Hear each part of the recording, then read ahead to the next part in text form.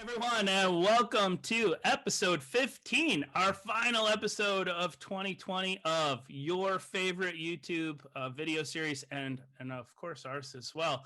Not Another Demo. As you can see today, I'm actually sporting the new Not Another Demo t-shirts that we'll be giving out here in the next couple of weeks to all of our friends here in West Michigan.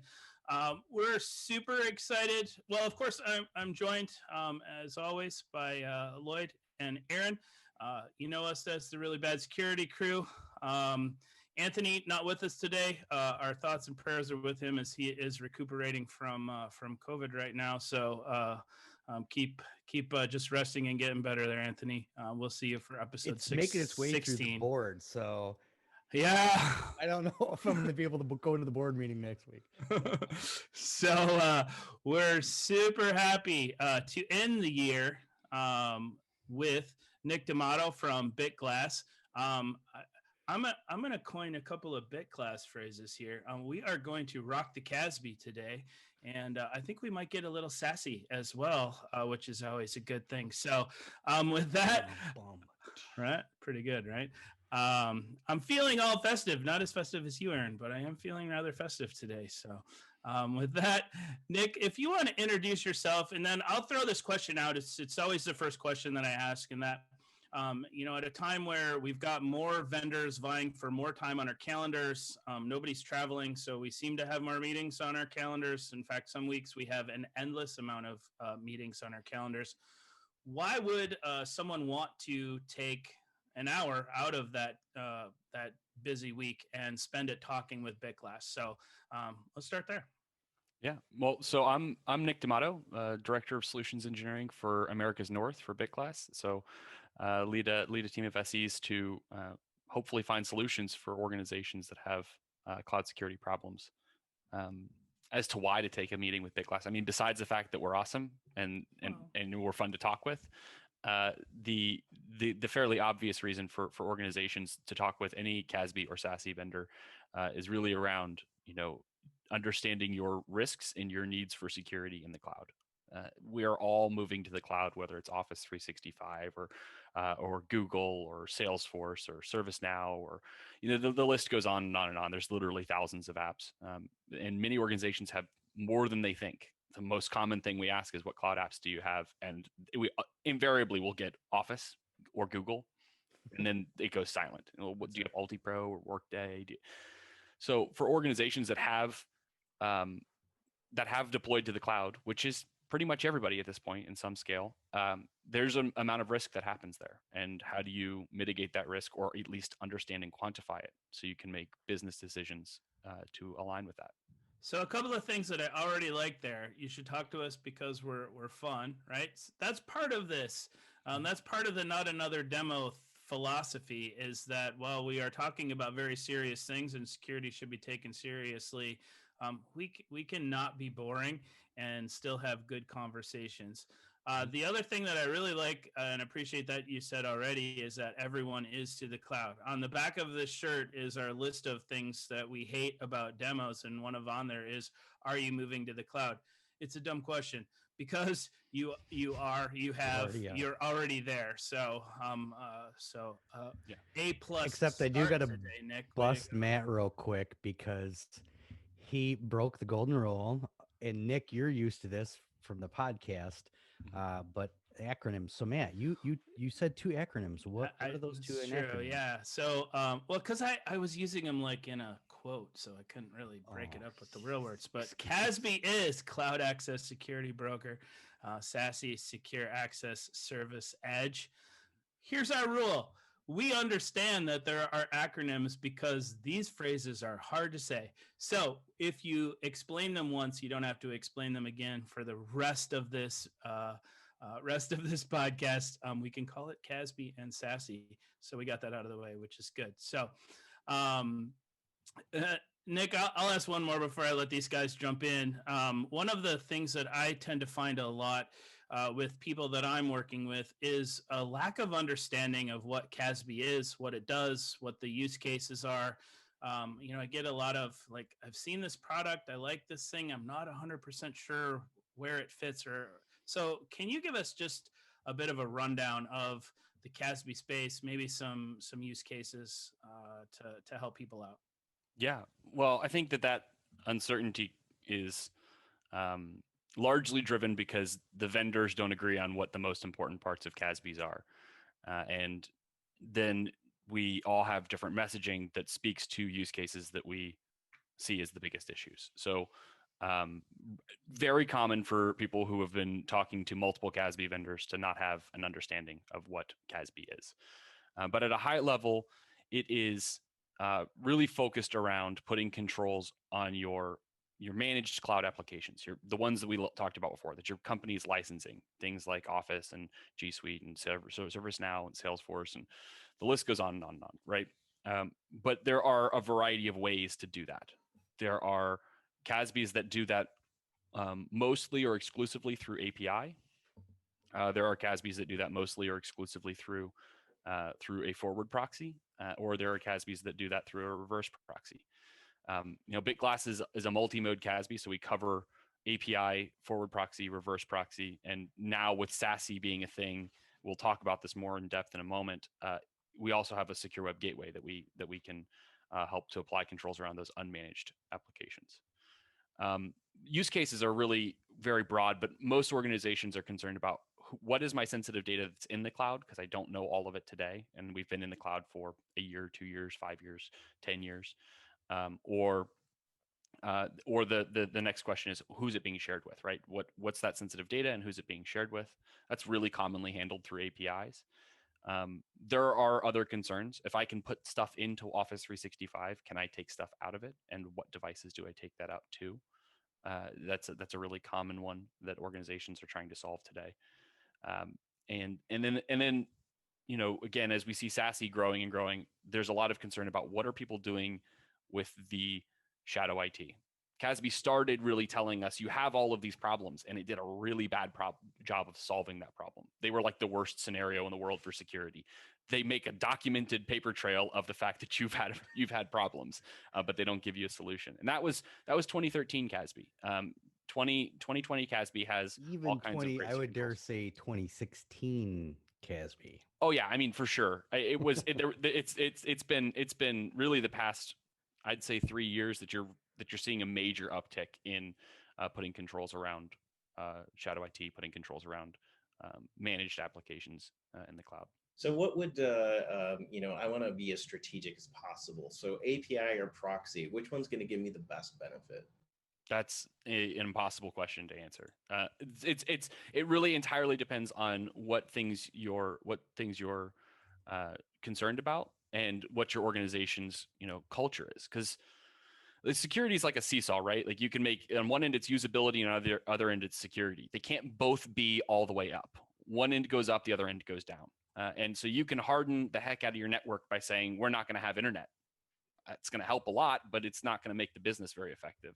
And conversely, you can say nobody's going to access cloud applications unless it's on a corporate device or they're on our VPN, or they have to be on the VPN and it's a corporate device. And those layers of security may mitigate the need for something like a proxy, but the user experience and the corporate culture may not support that decision.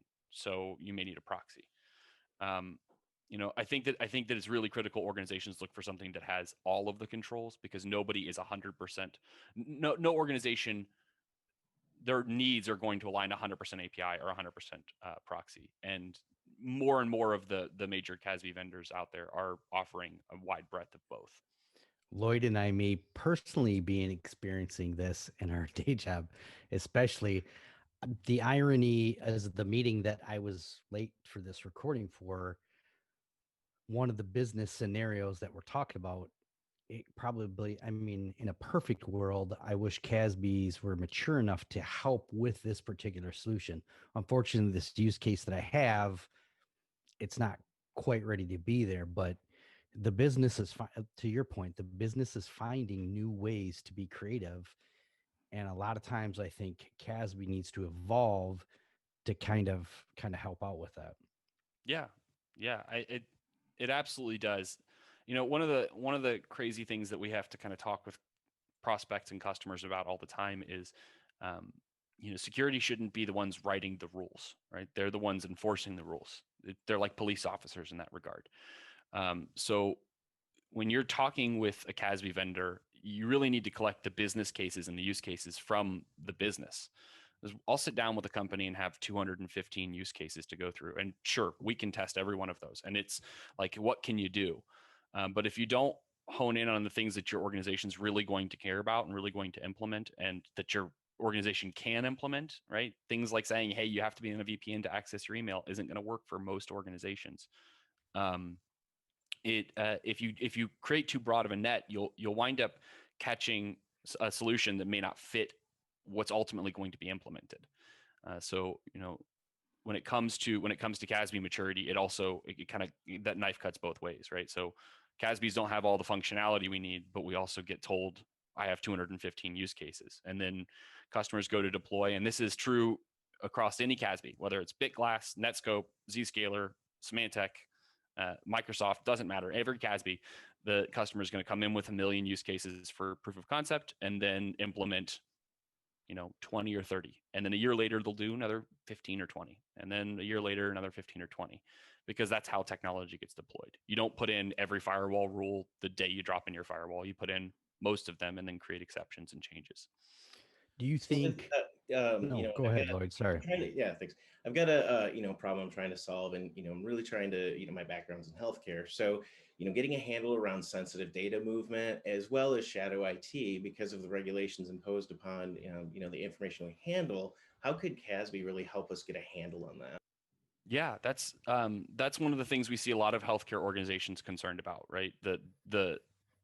What you're doing with patient health information is really important. It's highly regulated, and mishandling it or abusing it is a major problem. CASBs can do a number of things, and in a use case where you're concerned around shadow IT, they're going to help you identify sensitive data getting out of your cloud environments and onto devices, whether they're corporate or personal. I would argue that if I download patient information on a personal device, that's already a data loss event. You've already had a breach. And organizations need to challenge their perspective there.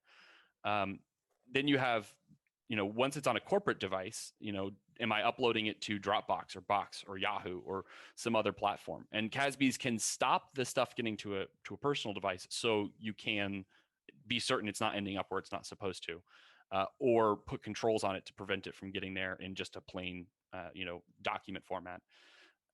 And then they're going to give you the ability to put in some mitigating controls with a forward proxy. And again, SASE is really driving that to a more secure web gateway type solution, looking at all uploads to all platforms, and saying, I'm not going to allow, personal email to have health information attached. We're not going to allow credit card information into, cloud storage platforms like Box and Dropbox. So when you're talking about the sensitive data, are you guys scanning the documents and finding the sensitive data? Are you guys working with something else that's scanning the doc? How do you know that a file has sensitive data in it? I guess my question. Yeah. So speaking for Bitglass here, we have a fully functioning built out DLP engine that's built by Bitglass that does inspection for everything from simple keywords or regular expressions to combinations of those, saying, hey, I want to look for 5 or more credit card numbers with 3 or more social security numbers, or something to that effect. There's exact data match that organizations do where they will effectively look for the contents in a database. So a really good example is Lloyd, your first name, Aaron, your last name, Matt, your home address, and my social security number. We don't want that in a document, but it is a very different thing than if it is all from Matt's home address, his name, first name, last name, social, the whole deal. And so exact data match is another mechanism that organizations use to identify what is sensitive. There's fingerprinting, and there's it's like any other data loss prevention tool or DLP tool. You're going to find that there are a wide variety of identification mechanisms depending upon which vendor you're speaking with. Having experience with a wide breadth of the CASBs previous to my time at Bitglass, I would say that at any point you're gonna have the ability to identify the vast majority of your data, but with all DLP there's the risk of false positive. I can say find me everything, but I'll probably find things I don't want, or only find me things I care about, but then I'll probably miss some things I do care about. So it's a balancing act. Are you able to create like custom, let's say I'm a company that manufactures some sort of sensitive something, and I've got part numbers that I consider to be sensitive, or formulas I consider to be sensitive, things like that, that maybe aren't, part of PCI compliance, let's say. Are you able to build those out in Bitglass as well? So, hey, if this part number or this formula goes out into the cloud, stop that from happening? Yeah, absolutely. If you couldn't do that, we would be a very ineffective tool. Our platform has to be able to identify what's sensitive to your organization, not what we consider to be sensitive to all organizations. So yes, we have a fully functioning customizable DLP engine for any, I would say just about any file you want to identify, we have a means to identify it. Okay. No, I only ask those questions because I do hear a lot of vendors talking about, doing stuff with sensitive information. And then I ask, well, what is your discovery engine look like? And then they start talking about pulling that sensitive information from other places or doing other things. And I'm like, okay, well, now I've got 2 or 3 or 4 different things that I have to implement. So I think having one yourselves. Now, like you said, there are other ways to know and find sensitive information, right? So we might as well use all of them. But if you claim to be able to do stuff with sensitive information, but you can't find it yourself, I think there's an issue there. Another thing that I heard, you're knocking it out of the park today, I got to be honest, was you talked about security people being able to talk to the business or getting the requirements from the business. That's a soapbox on which we stand quite regularly. So kudos to you for saying that.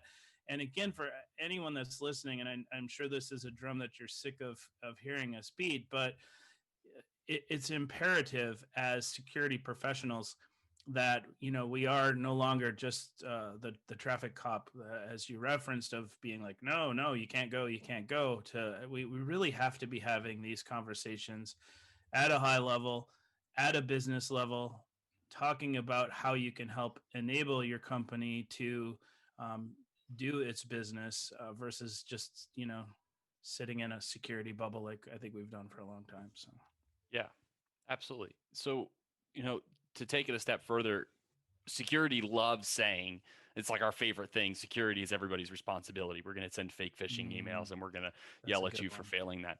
But we pretend like business isn't part of our responsibility, right? Like security is a business enabler. Yeah, that's right. So we need to be a part of the business, just like they need to be a part of security. Today, I really wish you guys could have been the fly on the wall in the conversation today, because it is an interesting time, because half my battles in the last 3 months are more on getting security understand that if the business is willing to take a little more risk for some of these digital transformations, we need to figure out ways to help them take that risk. So the use case we're talking about today, 6 months ago, it was a definitive no. Now that we have a vendor that's trying to work with us on security controls, and then the business is like, look, we just created an SBAR. We showed you like the business need for this.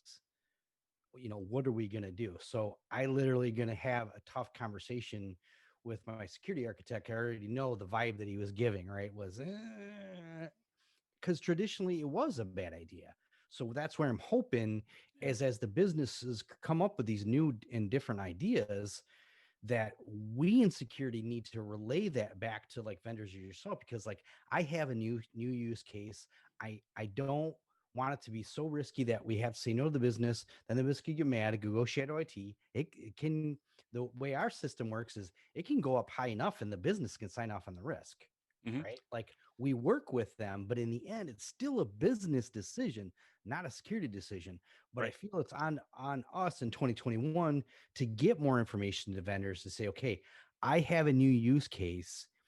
Let's talk about how you can help it or how you can build into it. Because I think in 2021, the vendors that are going to be able to adapt quicker and not blow smoke up my skirt, because I'm sick of beta testing software, right, are going to be the ones that are going to thrive. And I know Matt Matt feels the same way on that one. I'm just glad that his camera is only from here up, so we don't see the skirt that anyone is blowing smoke up. No, I think those are. I mean, this is important stuff. I got to find a way to like put in a mark on our videos of like, if you're only going to watch 3 minutes, watch this 3 minutes kind of thing, because I do think that part is critical. And what you just said there, Aaron, of we've talked a lot about how the relationship between vendors and customers, clients, whatever, has been a little antagonistic from both sides. And if you think of vendors have to get better at interacting with their customers. Customers have to then support and appreciate the vendors that are willing to be better, and then everybody needs a company to help them integrate and all that stuff. Yeah. Yeah. Caleb, we were worried about you trying to get plugs in. Look at me. This shady guy. Turn me red even. Wow. New shirt on. Yeah. So, but I do think that these are important parts of security conversations that often get lost in a world of acronyms and cool features and all of that stuff. Next gen everything. Yeah, everything's in next gen. I love it. I'm waiting for like what's after that. We're like next gen. Right. Next gen +1. Yeah. We're next gen 2.0. So gosh, I totally lost my train of thought and all of that. Sorry, I have some questions ready to save you. Yeah, go ahead, and I'll try to think of whatever brilliant thing I totally All right, forgot. so we'll try to be mindful of the time, so we'll switch over to SASE a little bit. I think a couple of the questions from our podcast, because obviously not everybody CSA members listen to the #RealTalk podcast. And look, Matt, I didn't even do a plug. A couple of the questions that you and I prepped for that podcast are, I still think, relevant even 2 months later after we did it. So you brought up a good point when I asked a question, what are the security controls that you need today, and what does that look like in 12 months? Fast forward, like, let's go back in time. When I asked you that, we talked about like, okay, what are these controls going to look like in 12 months? Holy cow, what has happened since you and I talked 2 months ago? We had the Ryuk ransomware stuff, and lo and behold, probably what's going to go down, and I'm going to sound marketing FUD for a minute, but it is what it is. SolarWinds is probably going to turn out to be the biggest security issue in the history of security. I'm just going to go 100%. On record. Do you think FireEye is sending them a thank you card? Ooh, ouch. No, I'm not shots fired. Not shots fired. No, I know what you mean. They made their lives heck. I think there'll be major repercussions for SolarWinds. Some is going to be justified, and some is going to be unjustified. As a secure coder person and former web developer, I want people to take this opportunity, and Lloyd knows I bitch about this all the time. Like, your secure coding and that workflow and that work stream and those checks and balances are so overlooked right now. So sorry, we're getting back to, so I went off on a tangent. How do you develop a more holistic approach to security when it comes to SASE, knowing that it's going to change in just the next few months? So sorry. Yeah. So, since we spoke, things have changed. There's I guess let me back up just a moment. We talked about, we want vendors to listen to the customers about what they're trying to do and present solutions. And at the same time, we don't want to be beta testing software.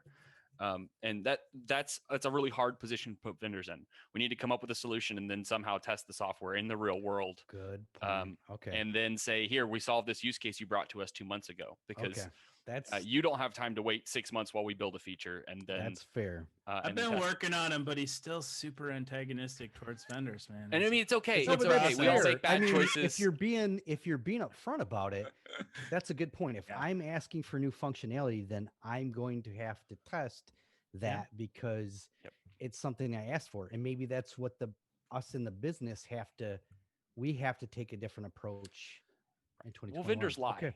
right? It's supported is like our favorite thing in the world to say, right? Every vendor, everything in the world is supported, and it does it better than anybody else, regardless of what the question was. That's the default answer on every RFP is supported.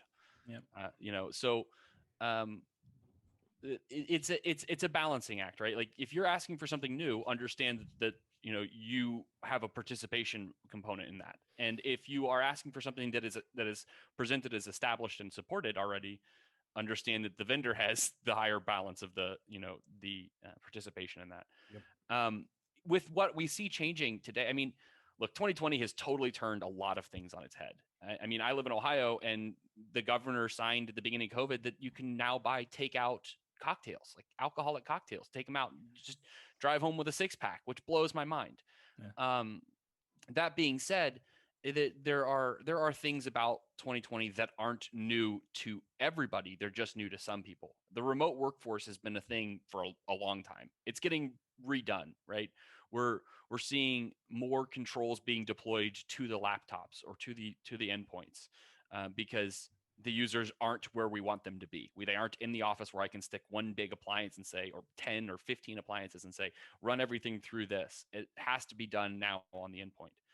Fortunately, in 2020, laptops and desktops have the compute power to handle most of that, if not all of that. So I think what organizations that are looking at CASB and SASE today need to have a roadmap for where they want to be in technical controls that is objective oriented, not technical control oriented. I'd like to have remote work possible without foregoing the ability to have web content filtering, or without losing visibility into where our sensitive data is moving, rather than saying, I want to implement a tool that's going to block unapproved sites. I want to implement a tool that's going to stop uploading.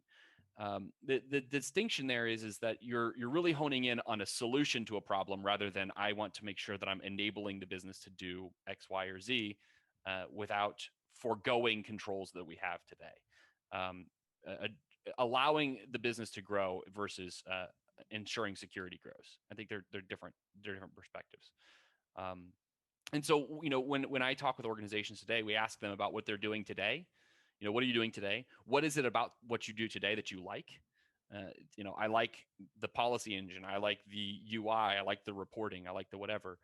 And then what is it about it that you don't like, that your organization needs to change? How is it holding you back? How is it preventing you from achieving some a bit alignment with the business on risk and on a new initiative? Digital transformation is pushing CASB and SASE into every organization's face, because people want to say, hey, yeah, you can have this and do whatever you want with it. And we want the flexibility to say you can use any kind of device to work, as opposed to you have to use our assets.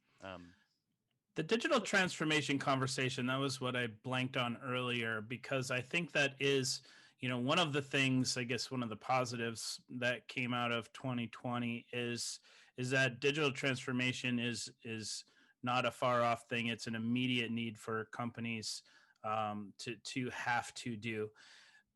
There's no way to have successful digital transformation in your organization without the security component to it.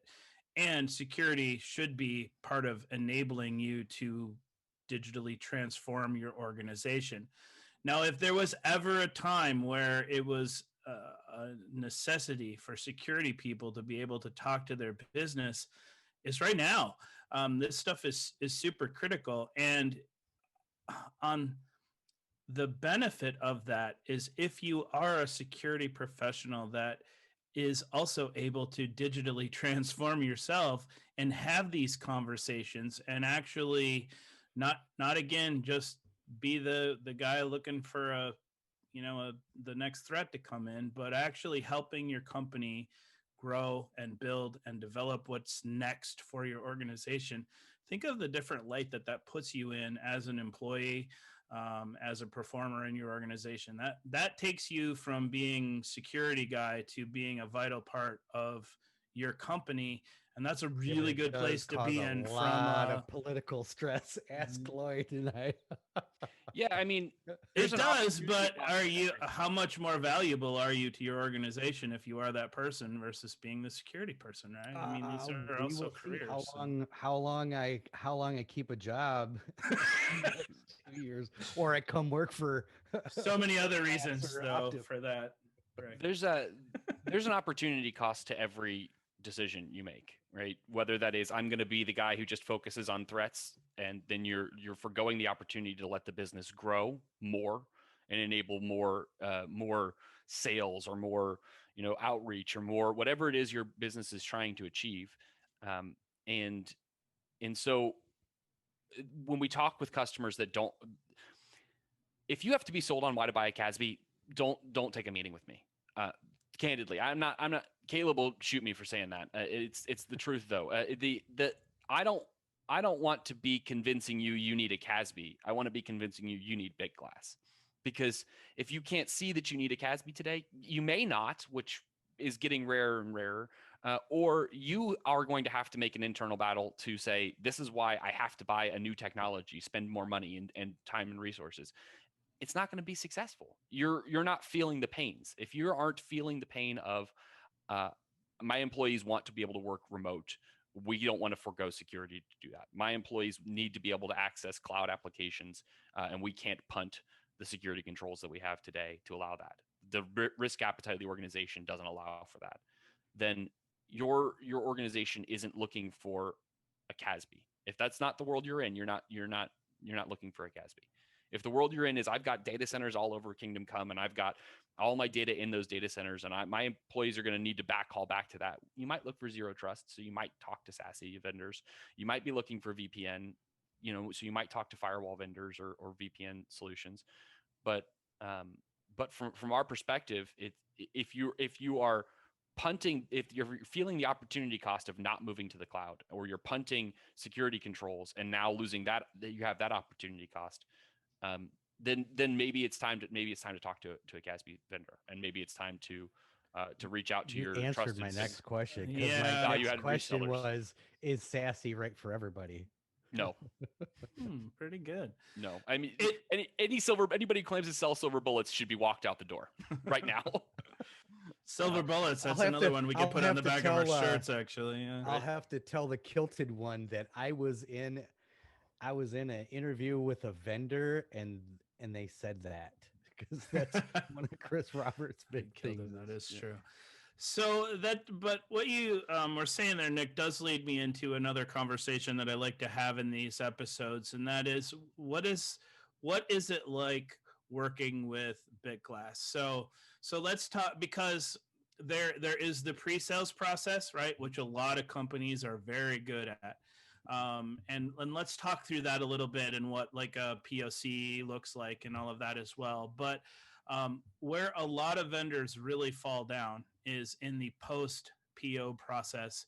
2, 3, 4 years from now, what is it still like working with a company? So first, talk a little bit to us about what what the pre-sales looks like with you guys, and maybe what going through a POC would look like, and then talk a little bit about how Bitglass ensures that customers are getting the most out of their investment, and that you're not just showing up when it's time to re-sign contracts 3 years later. Yeah. That's a really important thing that organizations need to consider. The pre-sales process, the post-sales process, and what does continued engagement look like, right? I like to think that Bitglass does a really good job of that. So pre-sales, it's going to be death by slides from Caleb, or one of our regional sales directors, and then it's going to be a demo to start with from one of our SEs, and hopefully they can speak to things that the organization has legitimate heartburn or need to help to solve. And then after that, we always want customers to do a proof of concept. It's a trial period for both of us. We're making sure that our solution is the right fit for you, and you're making sure that our solution is going to solve your problems. There are customers that we will do a proof of concept with, and I'll walk out of it and go, we shouldn't sell to them.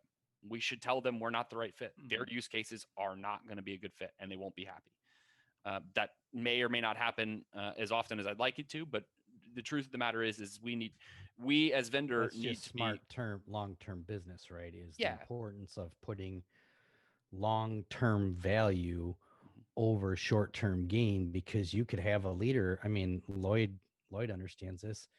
Our our CISO is also our CTO, and he's making us have the questions that we didn't necessarily have a couple years ago. Is like, what does this contract look like in year 2 and 3? Yeah. Are you going to help me support me for that first year?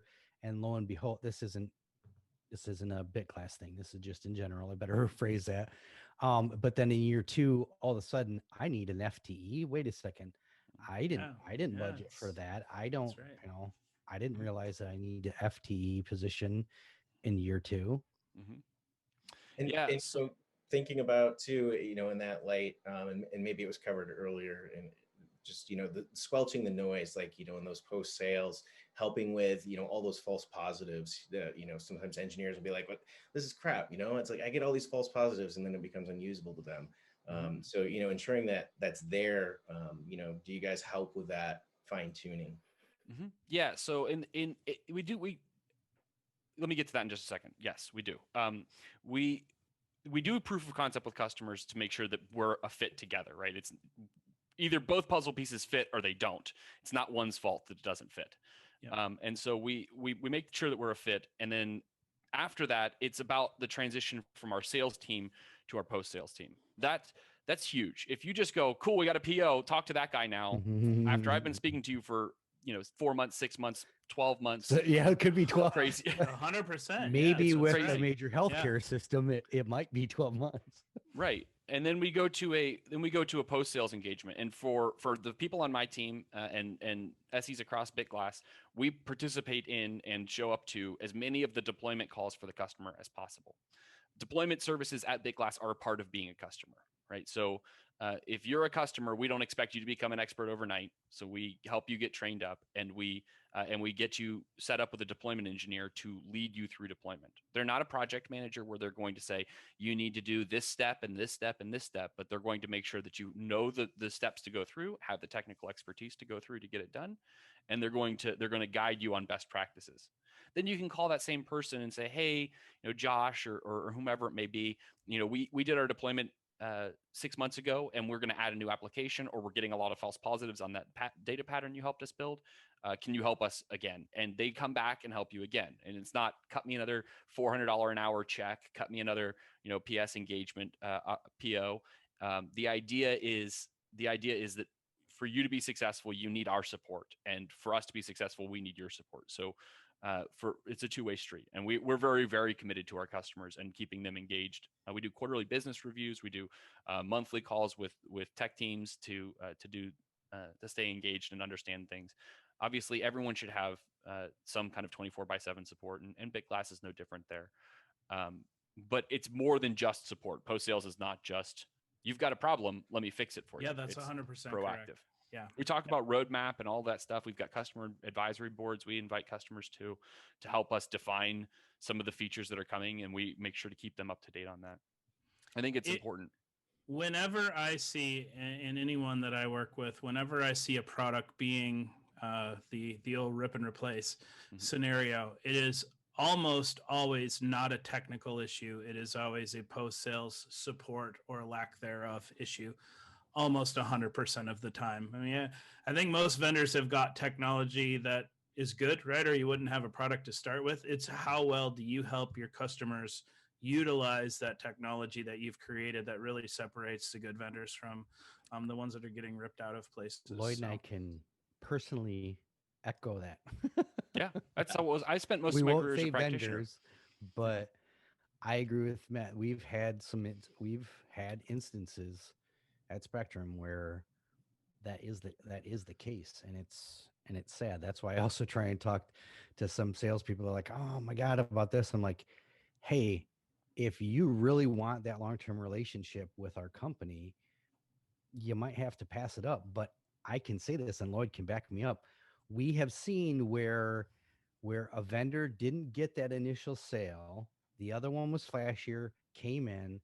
We have really smart engineers. Our network and security engineer, they're no dummies. it didn't take long for them to figure out that, wow, this isn't going to be supported. This isn't what we need. And we're actually seeing some of these contracts be shorter because of that, right? So just because you didn't get it now doesn't mean you're not going to get a chance a year or two or now when you have companies with forward thinking leaders. Mm-hmm. It's about building a partnership. Partnerships are not the sales guy in the SE staying in touch with the technical lead. It's not the support team staying in touch with, one person. It is Bitglass staying as an organization, staying connected with our customers. So, multiple customer success managers, technical account managers, deployment leads, sales reps, SEs, senior levels of our management participating in QBRs. Those are all things that need to happen for your organization to really be heard, because you may not say something the same way that I would say it, which means that I may not hear you the way that I need to. So big part of our culture is ensuring continued success for our customers, which is something we're really proud of. What's a nice, great way to, yeah, I like it.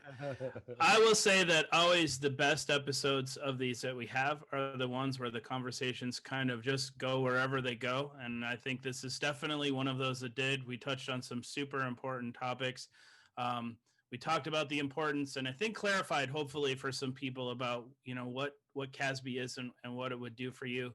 I think SASE is kind of the new work that people are trying to get familiarized with as well. So I'm glad that we were able to bring a little clarification there also. So Nick, I really appreciate you being a part of this today. This was an awesome way to end 2020 and our last Not Another Demo of the year. For everyone that's watching out there, you know the drill. Like, subscribe, share, all of that sort of good YouTube I'm just stuff. happy that he's not doing the whole smash that like button. I should start 2021 to be like that. Right there. listening to gamers and stuff like that. I'm like, hey, but I guess it works for him. I'm way too old for that. Yeah. Hundreds. That's why they have 1 million subscribers. I got to start doing it. Bam, bam, bam, bam, like that. So, all right. Well, hey, everyone that's watching this all the way to the end, have a great holiday season. Thanks for watching and being a part of what we're doing here. And we will see you again in 2021. Thanks, everybody.